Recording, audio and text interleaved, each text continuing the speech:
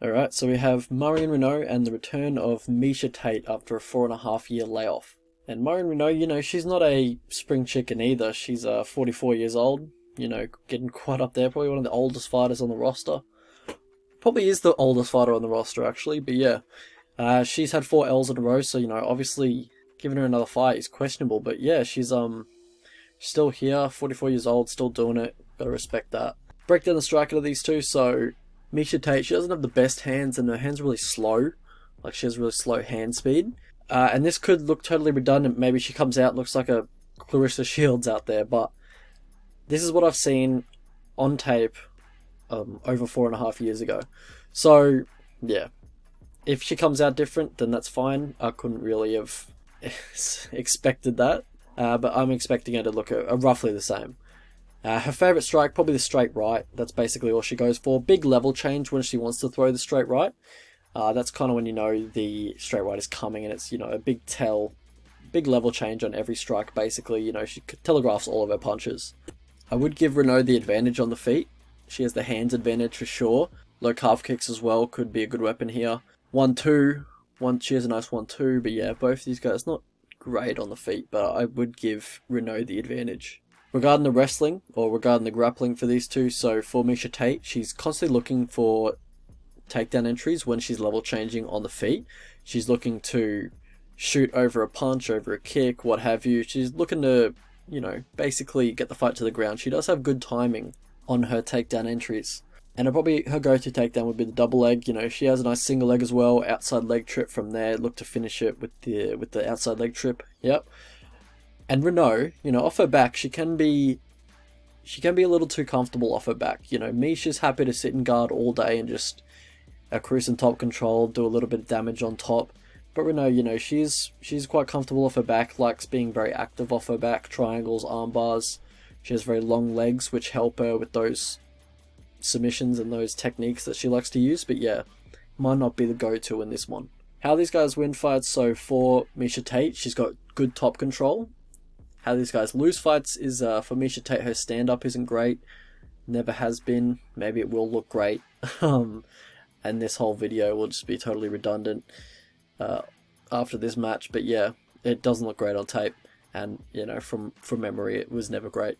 Marion Reneau, she has subpar takedown defense, easily taken down. Past the victory for these two, so for Marion Reneau, keep it on the feet, look for jabs, twos, just, touch her up on the feet, basically. And maybe ditch the low kicks for this fight. Don't do any low kicks, because she'll just look to shoot a double leg over them, basically. And I shouldn't have to say this, but don't jump guard, please. For Miesha Tate, look to forward pressure, look to push her against the fence, control her against the fence maybe, but also at distance, look for the double leg over a leg kick of Reneau. Look to catch a kick of Reneau and then work a single leg from there. And then just look for top control. How I see the fight going, so I'll be honest, I didn't look super deeply into this one. I know I'm not going to get an accurate read on Miesha. It's been 5 years ago. All her footage is from nearly over 5 years ago.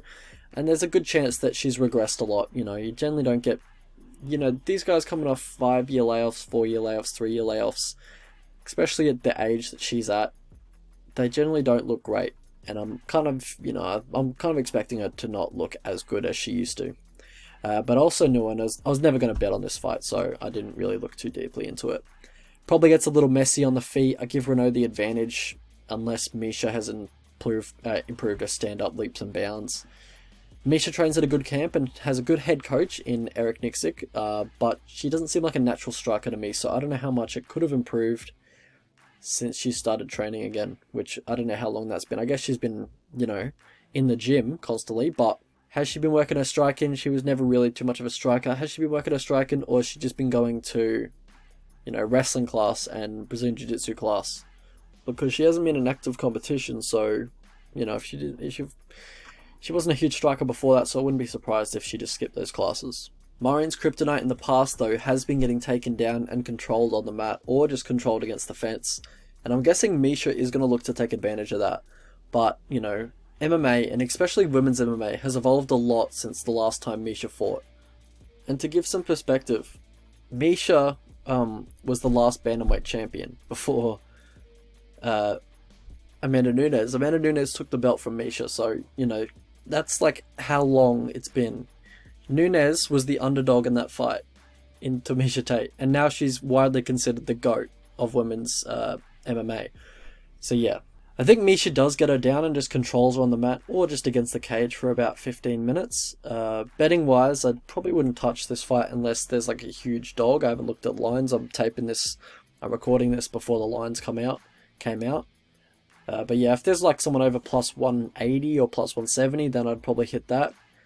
But I'm not rushing to bet this fight, just with the layoff that Tate's had, so I don't really know how she's going to show up. But let's go have a look at the betting lines.